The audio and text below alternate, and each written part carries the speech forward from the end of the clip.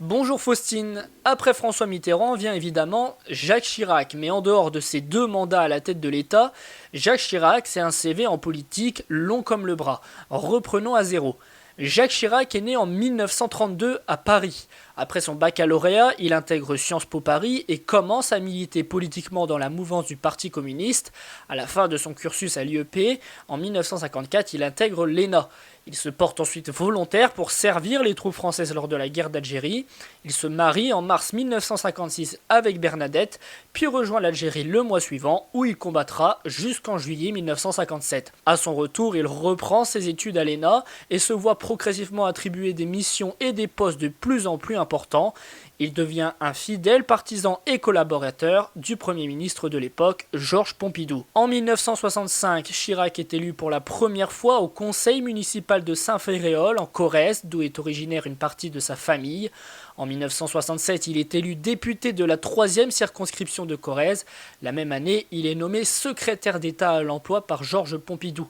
C'est alors le début d'une longue carrière ministérielle. Secrétaire d'État à l'économie et aux finances en 1968, ministre délégué aux relations avec le Parlement en 1971, ministre de l'Agriculture et du Développement rural en 1972, puis ministre de l'Intérieur en 1974. La même année, il est nommé Premier ministre par le nouveau président Valéry Giscard d'Estaing.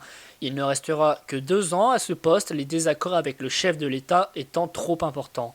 Témoin de cette déchirure entre deux droites opposées, il fonde en 1976 le RPR, Rassemblement pour la République, qui deviendra plus tard le visage de la droite française. En 1977, il est élu maire de Paris. Sa popularité et sa notoriété ne font que grimper à partir de là. En 1980, il se lance dans la campagne pour la présidence de la République, mais échoue avec 18% des voix, derrière Giscard d'Estaing et Mitterrand. Une fois Mitterrand élu, il devient la figure de l'opposition de droite, si bien qu'en 1986, après la victoire de la droite aux élections législatives, c'est lui qui devient Premier ministre de François Mitterrand lors de la première cohabitation de l'histoire de la Ve République. En 1988, il se présente une seconde fois à l'élection présidentielle. Le second tour oppose ainsi le président Mitterrand au Premier ministre Chirac, qui nous offre ce moment de télé inoubliable. Permettez-moi juste de vous dire que ce soir, je ne suis pas le Premier ministre et vous n'êtes pas le Président de la République. Nous sommes 2 candidats à égalité et qui se soumettent au jugement des Français, seul qui compte. Vous me permettrez donc de vous appeler Monsieur Mitterrand. Mais vous avez tout à fait raison, Monsieur le Premier ministre. Jacques Chirac échoue une seconde fois, Mitterrand est élu avec 54% des voix.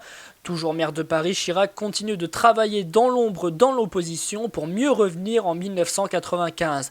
Et la 3e fois est la bonne, il est élu au second tour face au socialiste Lionel Jospin avec 52,6% des voix.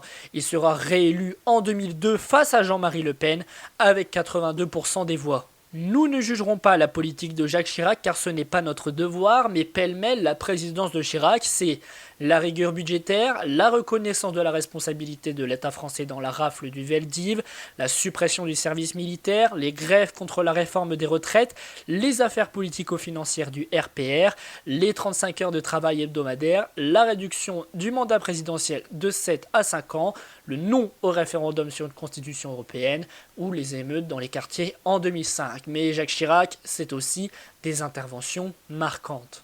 Monsieur Chirac, vous êtes avec nous en direct, mais j'ai l'impression qu'il n'entend pas. Monsieur Chirac. Et qu'est-ce qui lui arrive à la 2 ? Il faut faire chauffer l'appareil ou... Non, on ne chauffe pas l'appareil. Comment voulez-vous que le travailleur français qui habite à la Goutte d'Or où je me promenais avec Alain Juppé la semaine dernière, il y a 3 ou 4 jours, et qui travaille avec sa femme, et qui ensemble gagnent environ 15 000 francs, et qui voit sur le palier à côté de son HLM entasser une famille avec un père de famille, 3 ou 4 épouses et une vingtaine de gosses, et qui gagne 50 000 francs de prestations sociales sans naturellement travailler. Si vous ajoutez à cela le bruit et l'odeur, eh bien, le travailleur français sur le palier devient fou. Sur votre livre, là, il y a un pommier. C'est pas évident, c'est votre contribution à l'écologie ou c'est une œuvre, une imagination, une intuition artistique? Qu'est-ce que c'est? C'est d'abord parce que j'aime beaucoup les pommes, je suis un mangeur de pommes, et ensuite j'ai trouvé que c'était joli. Voilà, c'est tout, ça ne va pas plus loin. Oui, c'est un geste spontané. J'aime bien le cidre aussi. Qu'est-ce qu'il y a encore comme problème? Je commence à en avoir assez. What do you want? Me to go back to my plane and go back to France? Is that what you want? Then let them go and let them do.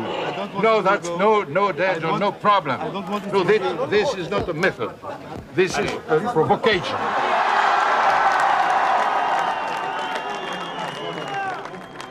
L'équipe de France et la Coupe de France. La Coupe du Monde, pardon.